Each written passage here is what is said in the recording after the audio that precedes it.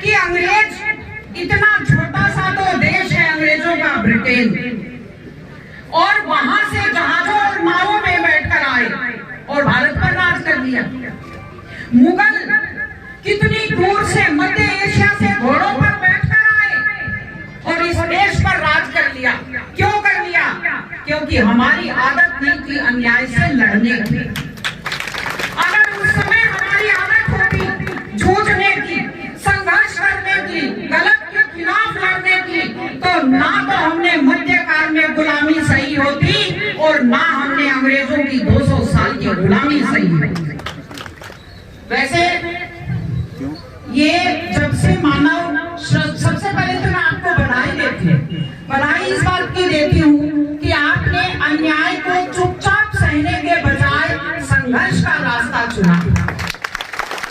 जब से ये सृष्टि शुरू हुई है, न्याय और अन्याय अच्छा रहा, और हमारा कर्तव्य ये है कि हम लोग अच्छाई का, संघर्ष का रास्ता चुना है कि अच्छी बात है। हमारी एक आदत है कि हम लोग बड़ी शांति से चुपचाप चीजों को देखते हैं। जब तक हमारे घर के दरवाजे तक आग नहीं पहुंचती, तब तक हमें पड़ोसी की चिंता होती नहीं। कभी कभी मुझे अचंभा होता है कि अंग्रेज, इतना छोटा सा तो देश है अंग्रेजों का ब्रिटेन, और वहां से जहाजों और नावों में बैठकर आए और भारत पर राज कर दिया। मुगल कितनी दूर से, मध्य एशिया से घोड़ों पर बैठकर आए और इस देश पर राज कर लिया। क्यों कर लिया? क्योंकि हमारी आदत नहीं थी अन्याय से लड़ने की। अगर उस समय हमारी आदत होती जूझने की, संघर्ष करने की, गलत के खिलाफ लड़ने की, तो ना तो हमने मध्यकाल में गुलामी सही होती और ना हमने अंग्रेजों की 200 साल की गुलामी सही होती। इसलिए ये हम सबका कर्तव्य है, हमारी आदत है। हम क्यों अंग्रेजों के गुलाम हुए? जब अंग्रेज 526 रियासतें थी भारत में, 526 थी।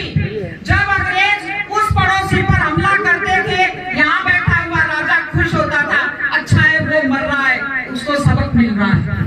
जब उस पड़ोसी पर हमला होता था तो सोचते थे अच्छा है उसकी अकड़ निकल रही है। अगर एक होकर लड़ते तो कोई कारण नहीं था कि हम गुलाम होते। इसलिए मैं आपको बधाई देती हूँ कि आप अपने हक के लिए लड़ने के लिए मजबूती से डटे हुए। बड़ी अचंभे की बात है, इस दुनिया में जो पूंजीपति हैं, खुद तो करोड़ों कमाना चाहते हैं और दूसरे की अगर छोटी सी जमीन है, छोटा सा घर है, तो उस पर भी कब्जा करना चाहते हैं। हमारी तो 10 मंजिली इमारत होनी चाहिए और दूसरे की झोपड़ी है वो भी खत्म हो जानी चाहिए। हमारे पास तो सैकड़ों हजारों बीघा जमीन होनी चाहिए और दूसरे का 5-10 बीघा का खेत है वो भी हम हड़प लें। हमारे पास तो करोड़ों की कमाई होनी चाहिए और दूसरा जो किसान है उसकी बेचारे की लाख, 2 लाख, 2.5 लाख की जो कमाई है वो भी खत्म हो जानी चाहिए। ये सोच है, दोष इनका नहीं है, ये एक आदत है। जिसके पास कुछ पैसा हो जाता है वो दूसरे की भावनाओं को समझना बंद कर देता है। आज अपनी जमीन से कितना लगाव होता है। चौधरी चरण सिंह जी ने एक बार कहा था, जब नेहरू जी कॉर्पोरेट खेती की बात किया करते थे कि हजारों बीघा के फार्म बना दो और सामूहिक खेती करो, तो चरण सिंह जी ने कहा था कि भारत का किसान सब कुछ छोड़ सकता है पर अपना खेत कभी नहीं छोड़ सकता। खेत से जान से ज्यादा प्यार करता है। आज मेरा घर है, अगर मेरे घर की कीमत कोई मुझे 3 गुनी भी दे तो मैं उसको हाँ नहीं करूंगी।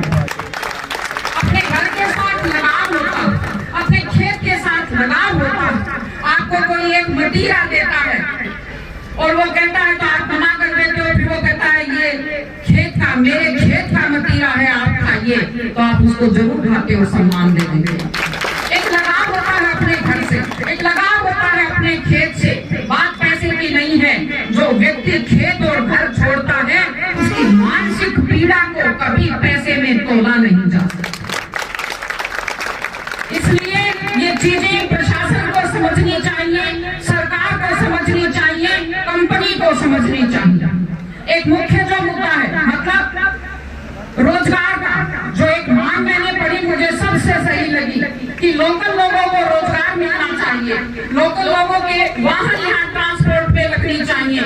मतलब आप जमीन तो यहाँ की यूज करोगे, जमीन के नीचे जो पानी भगवान ने लाखों साल में बनाया है पानी यहाँ का यूज करोगे और रोजगार आप दूसरे लोगों के दोगे, ये नहीं हो सकता। दूसरे लोग बड़ी संख्या में जो रोजगार के लिए आते हैं उनको यहाँ कोई उनकी रिश्तेदारी नहीं होती, यहाँ उनकी कोई जानकारी नहीं होती, यहाँ कोई उनका लिहाज नहीं होता, यहाँ वो किसी भी तरह का अपराध कर सकते हैं, किसी भी तरह का क्राइम कर सकते हैं, वो हमारी पूरी संस्कृति को और सामाजिक ताने बाने को खराब कर सकते हैं। इसलिए रोजगार की जो मांग है वो बिल्कुल सही है। वो जो मानसिक पीड़ा खेत और घर छोड़ने की है उसके बदले अगर रोजगार की मांग हम करते हैं ये बिल्कुल न्यायोचित और ये सही मांग है। यहाँ हमारी छाती पर मूंग डालने के लिए दूसरे राज्य के लोगों को हम आने नहीं देंगे, ये आपको संकल्प कर लेना चाहिए। इसके अलावा जो मुआवजे की मांग है, इसके अलावा जो अन्य मांगे हैं बिल्कुल उचित मांगे हैं, उसमें कोई भी ऐसी मांग नहीं है जिसको पूरा ना किया जा सके। सरकार को एक कमेटी बना करके मध्यस्थता करके कंपनी को दबा करके काम करना चाहिए, लेकिन सरकार को फुर्सत नहीं है।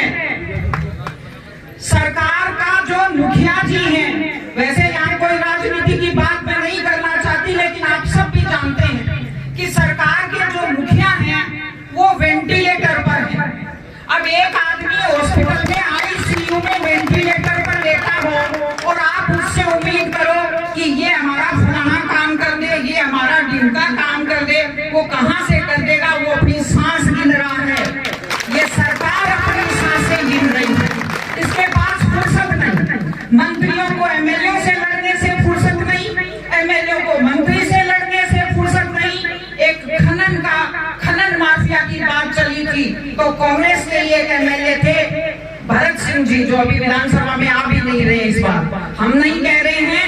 कांग्रेस के एमएलए भरत सिंह जी ने कांग्रेस के खनन मंत्री प्रमोद जैन भैया के लिए कहा कि ये क्या खनन माफिया को कंट्रोल करेंगे, राजस्थान के सबसे बड़े खनन माफिया तो ये खुद हैं।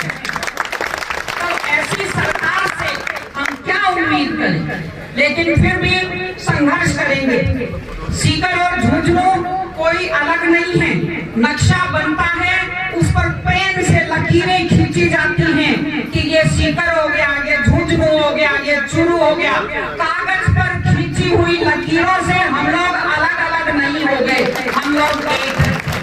और आप जब भी आवाज देंगे हम लोग आपके साथ अपनी आवाज मिलाने के लिए यहाँ आएंगे और आप संघर्ष करेंगे तो आपको हमेशा याद रहेगा। याद रखिए, जो आदमी अन्याय के खिलाफ समय पर नहीं बोलता वो पाप करता है। भीष्म पितामह कौरव सभा में बैठे थे और द्रौपदी के अपमान पर नहीं बोले तो उनको अंत में तीरों की शैया मिली।